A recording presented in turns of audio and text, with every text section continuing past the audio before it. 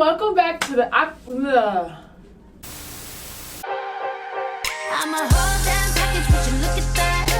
Caterpillar to a butterfly and stack. My future so bright, never looking back. Lead sends back, pyromania. Hey guys, and welcome back to the Awkward Phase. This is Juliana, your host, and we're here with OverTime Sports Group. Go ahead and everybody introduce themselves. I'll start off. Reggie Flowers, co-founder, co-CEO of OverTime Sports Group. DeAndre Penny, head of marketing, camp coordinator. Derek Nichols, social media manager, camp director. Joe Harriet, co-founder of OverTime Sports Group. So where'd you guys come up with this idea from? Our sophomore year in high school, we came up with the idea that we wanted to start a sports agency. We was just figuring out because we had a lot of players that we knew, we had a lot of teammates that was going on at the next level playing college football that had NFL potential. So we pretty much just wanted to stay in the sports industry as well, come up with a sports agency. I was trying to find names. Then Michael Holmes, who's not here, he came up with OverTime. So that's how the name came up, OverTime Sports Group, and that was 2014, 2015 year. So ever since then, we've just been rolling, doing free youth camps, just trying to get our name out there and just expanding. So how'd you guys go from wanting to do sports managing to working with younger kids?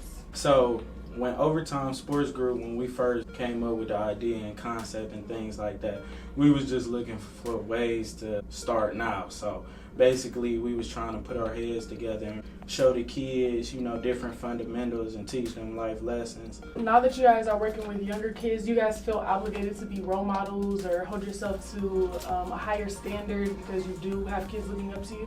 Yeah, I feel like just as trying to be like businessman, you gotta hold yourself to a higher standard. Like we can't do everything like everybody else can. We can't post every time we doing something. Right. We're not normal no more. Right. When you got people looking up to you, talking about OverTime, or your name and who you are is associated with a business. Like you can't be out here wilding like you can be like an average person. You're not average anymore. You're a role model. For like next year, what are just some ideas that you want to throw out? You don't want to give everything, but just some ideas. No, it's too early. It's too early. Not even a sneak peek. All you gotta do is follow the social media page, and you'll see it about. You'll know what's coming up. About 2 months beforehand, you're gonna get all the surprises. So just wait. But we want people to know that the camp is just like a piece of a puzzle.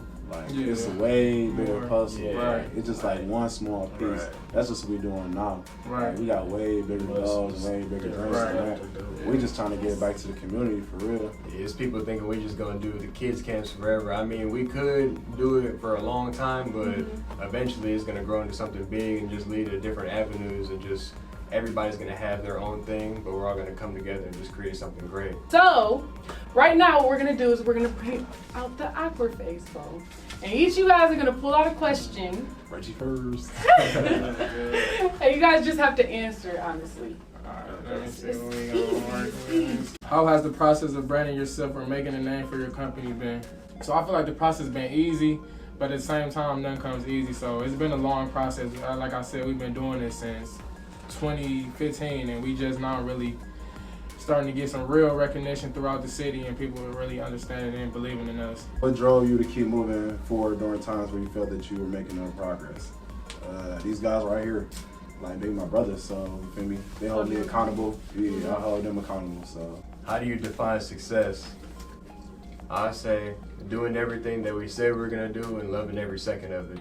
So it said, would your younger self be proud of who you're becoming today? And I would say my younger self would definitely be proud of who I've been becoming today. Just like everything that just happened through life, just the course, just growing up in a different type of neighborhood. I grew up in the Glenville neighborhood, so you got a lot of friends and you see people doing all type of different things and going down a different path. But for me to just constantly stay focused and keep the vision that I have for myself, I think my younger self would be like, good job. How do you maintain that? Through this whole process, no matter Lil Joe or Joe me right now, like I never change. So it's like I maintain both because, people who really want to see you do good for yourself gonna understand, what you're doing and, you just on a different agenda than everybody else. So I just always just remained genuine, and you know, it just kept genuine people around me.